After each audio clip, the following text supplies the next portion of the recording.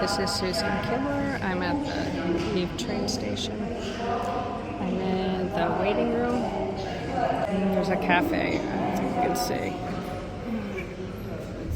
So we're heading out of the Lviv station. This is Susan Kibler from Lviv on my way to Kiev. So I'm going to show you, this is the overnight train.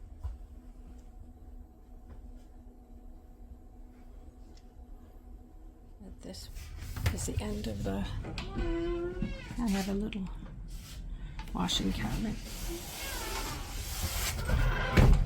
Since I'm the only one here, you get to see everything.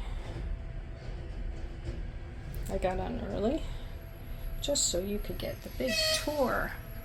Look, a baby changing table.